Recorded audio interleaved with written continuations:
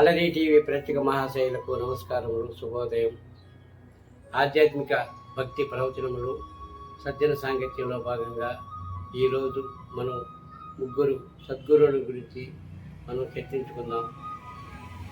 ఓ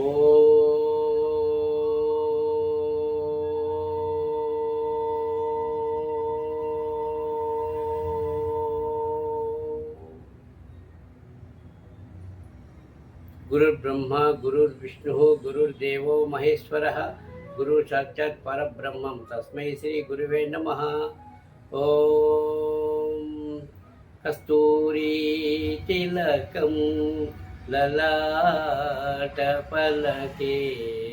వక్షస్థలే కౌస్తుభం నాసాగ్రే నవమౌక్తికం కరతలే వేణుం करे कंकणं सर्वांगे हरिचंदनं च कलयन् कंठे च मुक्तावली गोपश्री परिवेशितो विजयते गोपाल चूडामणि विजयते गोपाल चूडामणि. శ్రీరాఘవం దశరథాత్మజమప్రమేయం సీతాపతిం రఘుకులాన్వయరత్నదీపం ఆజానుబాహు అరవిందదలాయతాక్షం రామం నిశాచర వినాశకరం నమామి. శ్రీరామ రామ రామేతి రమే రామే మనోరమే సహస్రనామ తత్తుల్యం రామనామ వరారుణే మనోజవం మారుతతుల్యవేగం జితేంద్రియం బుద్ధిమతా వరిష్టం వాతాత్మజం వానరయోధముఖ్యం శ్రీరామదూతం శిరసా నమామి. ఆధ్యాత్మిక భక్తి జ్ఞాన సుజ్ఞాన సాధు సజ్జనులారా, మీకు నా హృదయపూర్వకమైన నమస్కారములు. మనం ఎందరో సద్గురువులను చూసి ఉన్నాము, పుస్తకాలను చదువుకున్నాము, తర్వాత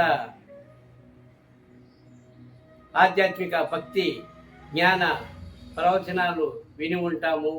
భారతదేశము అతి పవిత్రమైనది. ఈ దేశము వేదభూమి, పుణ్యభూమిగా అలరారుతుంది. ఇచ్చట ఎందరో మహనీయులు తమ జీవితాలను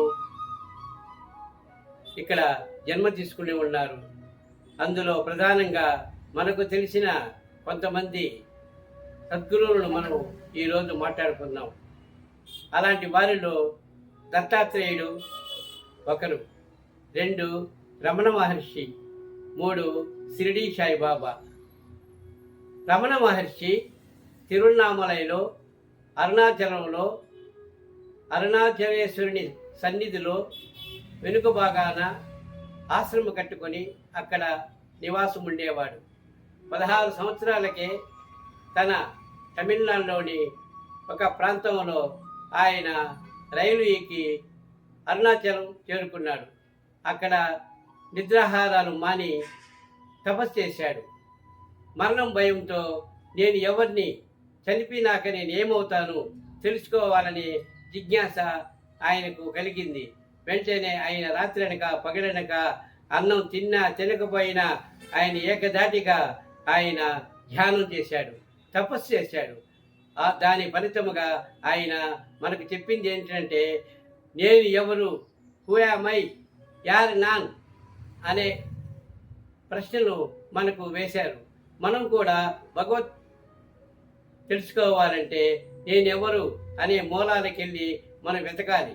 బాహ్య ప్రపంచంలో కాదు, అంతర్ముఖంగా మన మనసును కేంద్రీకరించి నేనెవరు అనేది మనం తెలుసుకోగలగాలి. అలాగా ఆయన ఆ మార్గం ద్వారా మనకు బోధించాడు. రెండవది షిరిడీ సాయినాథుడు. షిరిడీ సాయినాథుడు షిరిడీలో మసీదులో కొలువుదీరి ఆయన అన్ని మతాలను ఏకం చేసి మనకు 2 నాణేలను ప్రసాదించాడు. ఒకటి శ్రద్ధ, రెండోది సబూరి. భగవంతుని పట్ల మనకు అచంచలమైనటువంటి భక్తి విశ్వాసాలు కలిగి నమ్మకం కలిగి ఉండాలి. 2 నిష్కామ కర్మ యోగం ద్వారా మనం ఓపిక కలిగి ఉండాలి. మనం చేసే ప్రతిని దానికి ప్రతిఫలంగా ఆశించకూడదని ఆయన బోధించాడు. ఆయన భక్తి మార్గం ద్వారా మనకు హితం చేశాడు. రమణ మహర్షి జ్ఞాన మార్గం మనకు బోధిస్తే షిరిడీ సాయినాథుడు భక్తి మార్గం చేశాడు. అలాగే దత్తాత్రేయుడు బ్రహ్మ విష్ణు మహేశ్వర స్వరూపాత్మైనటువంటి దత్తాత్రేయుడు దాదాపు 24 మంది గురువులు ఆయనకు. అంటే ప్రకృతిలో ఉండే అన్నిట్లోనూ ఆయన గురుతత్వాన్ని స్వీకరించి గురువుగా ఎంచుకొని ఆయన బోధ చేశాడు.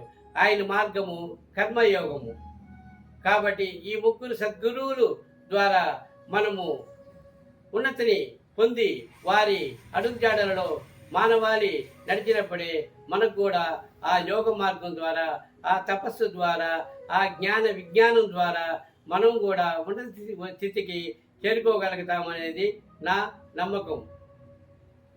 ప్రతి మానవుడు అంటే ఈ భారతదేశంలో పుట్టిన ప్రతి మానవుడు ఏ మతస్థుడైనా సరే మనము సద్గురువులను ఆశ్రయించి వాళ్ళ పాదాలను ఆశ్రయించి వారి అడుగులలో నడిచినప్పుడు మనము కూడా ఉన్నతి మార్గాన్ని చేరుకోగలుగుతామని నా అభిమతం.